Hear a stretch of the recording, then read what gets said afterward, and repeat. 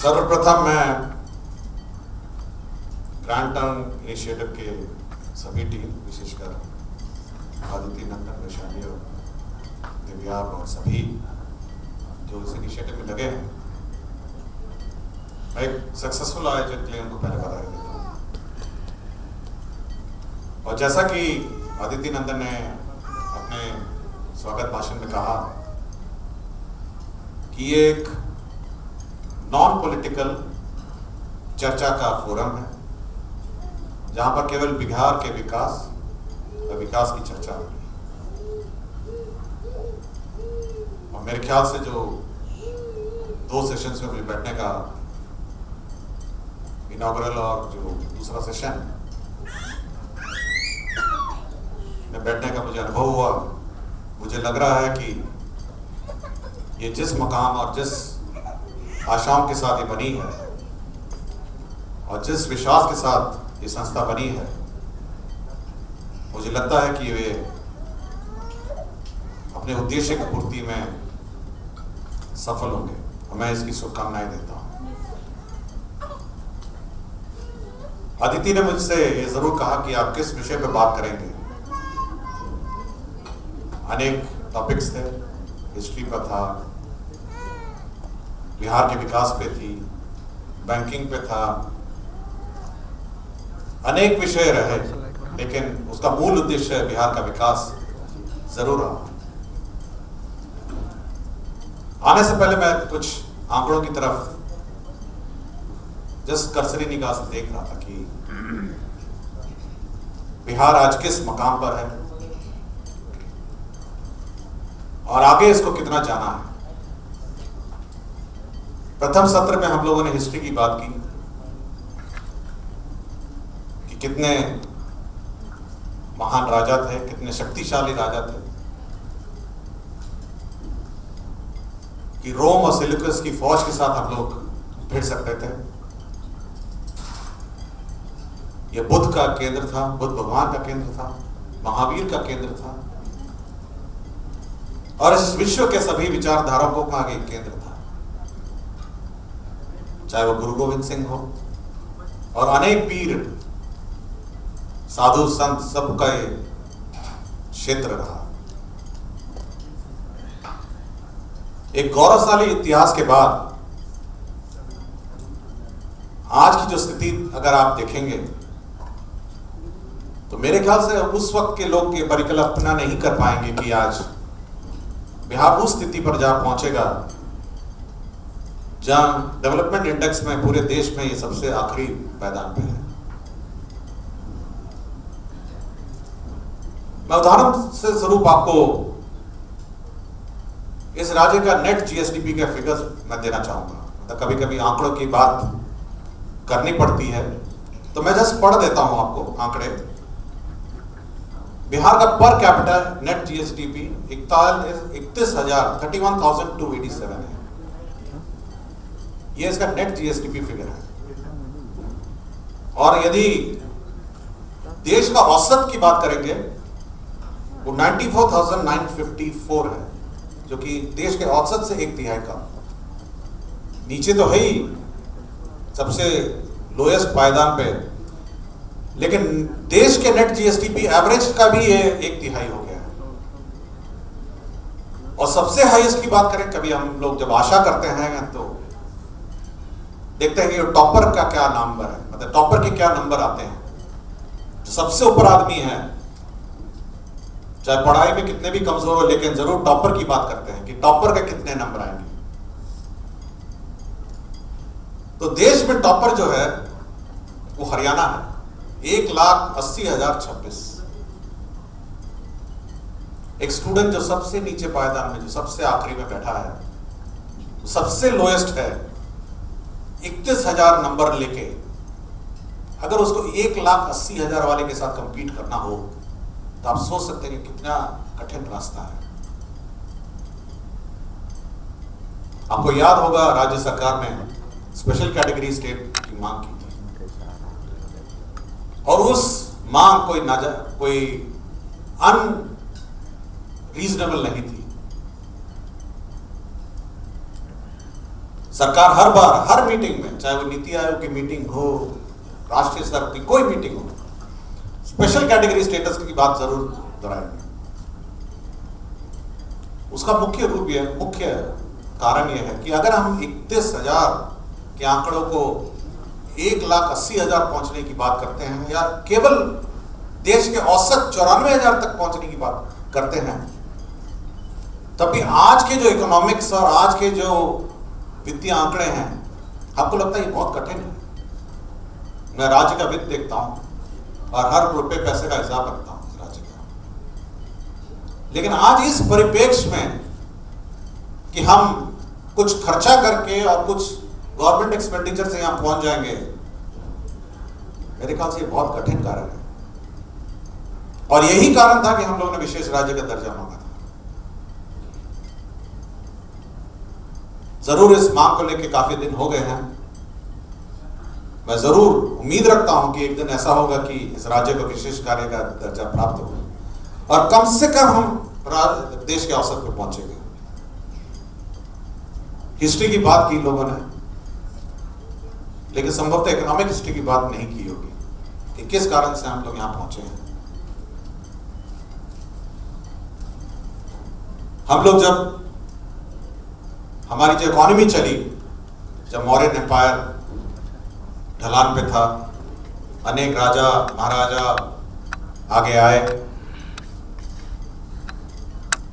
फिर उसके बाद ब्रिटिशर्स के साथ अनेक युद्ध हुए, तो ब्रिटिशर्स ने इसको एक परमानेंट सेटलमेंट के रूप में इसको ट्रीट किया, जहां से आपको केवल टैक्स लेना है, किसी तरह यहां से टैक्स उगाही करनी है। 50 लेवल तक थे टैक्स एडमिनिस्ट्रेशन के, यहां पे 50 लेवल्स कि हम यहां से टैक्स ले जाएंगे। और जो कहते हैं ना कि सोने की चिड़िया थी एक भारत, उससे अगर आप टैक्स लेंगे तो मट्टी की चिड़िया हो जाएगी। एक दिन ऐसा दिन आएगा।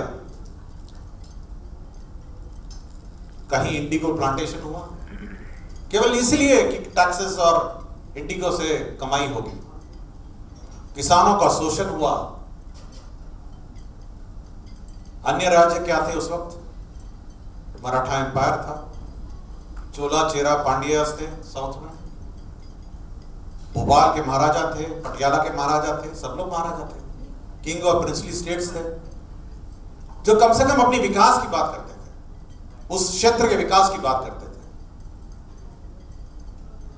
कुछ कोशिश लोगों ने की और एक आंकड़े हमको मिले कि ब्रिटिश काल में यहां पर शिक्षा का कितना व्यय होता था परमानेंट सेटलमेंट में विज़ावी महाराष्ट्र में, तो 6 गुना खर्चा आता था। तो जब परमानेंट सेटलमेंट से उभरा, देश आजाद हुआ, सभी प्रिंसली स्टेट्स एक साथ हुए, यहां के जमींदार ने अपने लैंड और जमीन को एक साथ इकट्ठा करके यूनियन ऑफ इंडिया में इसको मर्ज किया।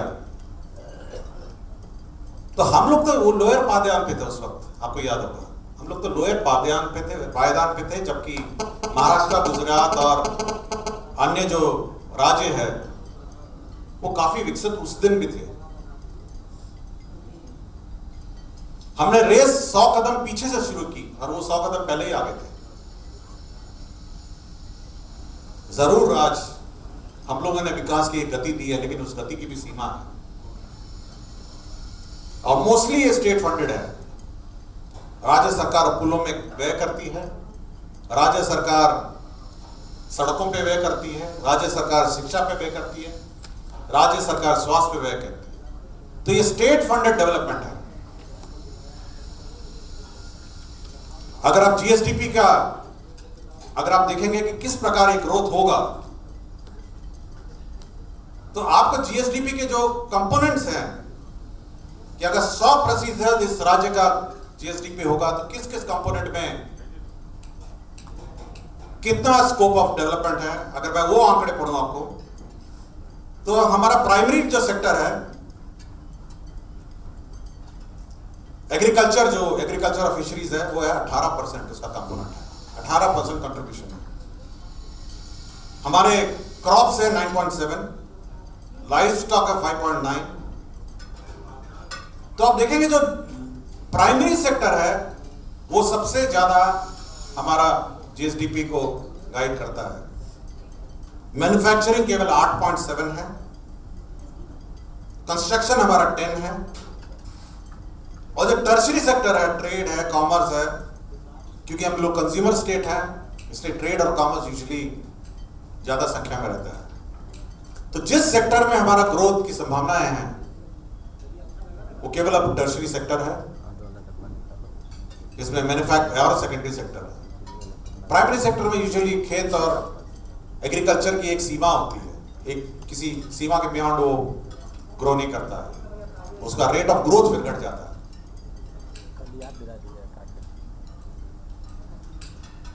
और जहां तक इकोनॉमी की साइज है, मोटा मोटी वो करीब हमारे एक्सपेंडिचर गवर्नमेंट एक्सपेंडिचर पर निर्धारित है। आज हम लोगों ने जो विधान मंडल में चर्चा हो रही है 2,18,000 करोड़ का बजट है, तो मोटा मोटी वही हमारा इकोनॉमिक साइज और साइज ऑफ इकोनॉमी भी निर्धारित कर देता है।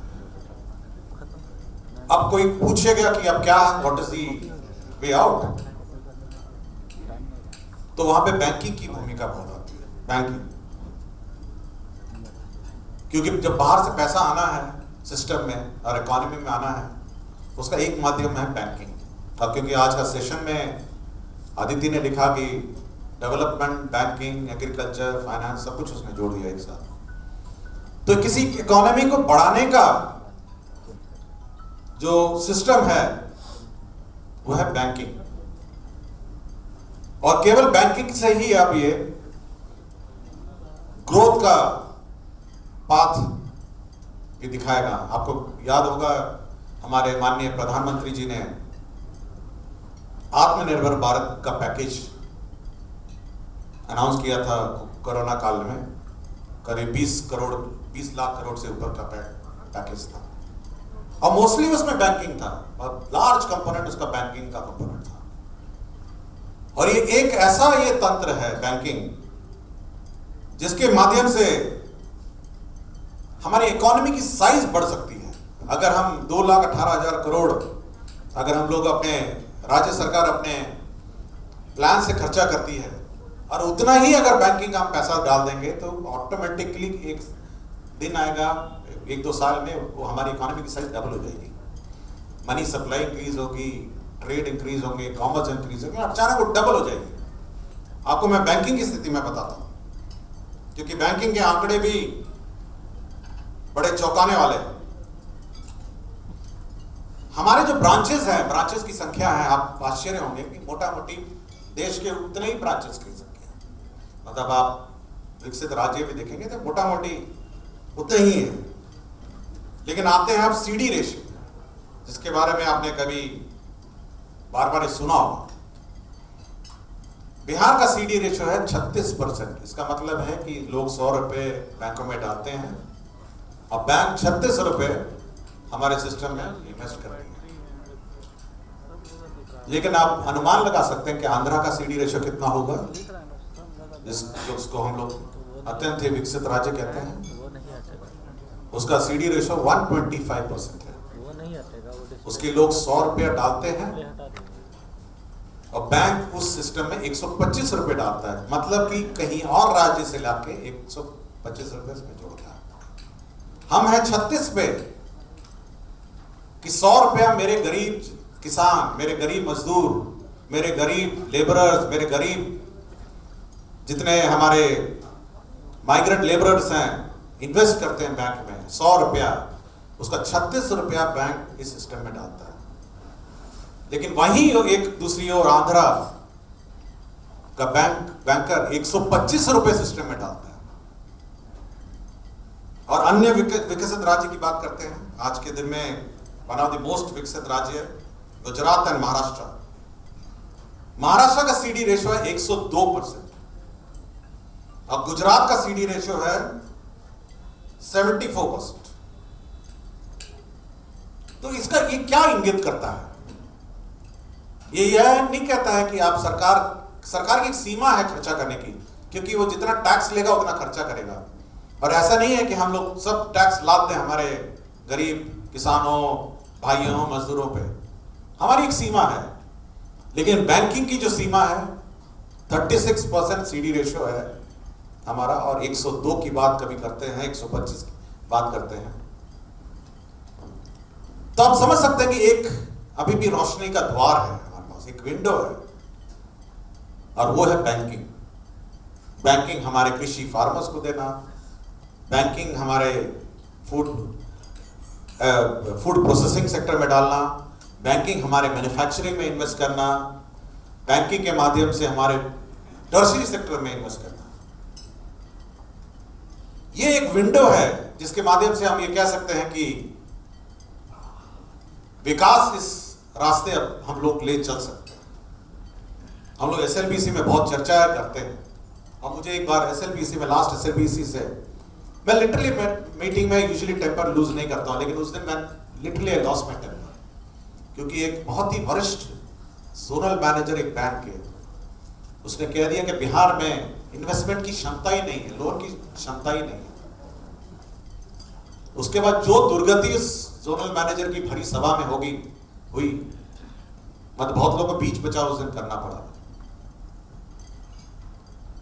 लेकिन मैं ये कहता हूं कि बैंकिंग एक सेक्टर है, बहुत ही महत्वपूर्ण सेक्टर है, जिसको हम अनदेखी करके चलते हैं। और एक रास्ता है हमारे इकोनॉमिक साइज को बड़ा करने, दुगना करने का। अगले 2 साल अगर आप इस इकोनॉमी को दुगना चाहते हैं तो आप भी पहुंच जाइए सीडी रेशियो 100%। जितना हमारे गरीब किसान पैसा, मजदूर पैसा डालते हैं, उसको वापस सिस्टम में डालिए आप देखिए बिहार अगले 5 साल में डबल होगा, फिर अनदर 5 साल में 4 गुना हो जाएगा, फिर 5 साल में 8 गुना हो जाएगा, पहुंच जाएंगे हम लोग नेशनल एवरेज से ऊपर। तो ये रास्ता ये है, मैं देखता हूं। और उसी अनुपात में हमारा जो टैक्स कलेक्शन है वो भी बढ़ जाएगा। जैसे जैसे हमारी इकोनॉमी की साइज बढ़ेगी, टैक्स कलेक्शन बढ़ेगा, सरकारी व्यय भी बढ़ेगा। तो ये जो स्ट्रैटेजी है, हम लोग इसी पर, राज्य सरकार आज के दिन में इसी पर काम कर रही है कि किस प्रकार सेक्टोरल इन्वेस्टमेंट्स बढ़ाया जाए। आत्मनिर्भर भारत, माननीय प्रधानमंत्री जी का जो 5 ट्रिलियन इकोनॉमी बढ़ाने का जो प्रयत्न है भारत का, उसमें जो banking sector, financing, institutional financing sector को बढ़ाने का जो प्रयत्न है, उसका लाभ हम इस राज्य में उठाने की कोशिश में हैं। और मैं बड़ा आशावान हूं इस बारे में कि हम लोग इस रास्ते अगर चलेंगे तो अगले 5 साल में हम इस राज्य की इकोनॉमी को कम से कम डबल की स्थिति में ले आएंगे। और मैं आशा करता हूं जी, ये ग्रैंड ट्रंक रोड इनिशिएटिव अलग से स्ट्रैटेजी फॉर बिहार डेवलपमेंट पर बुद्धिजीवियों के बीच में चर्चा करें। अगली बार बैंकर्स भी हो सकते हैं, आ सकते हैं, बैंकर्स को भी बुलाएं, और इस पर एक गहन चर्चा होनी चाहिए।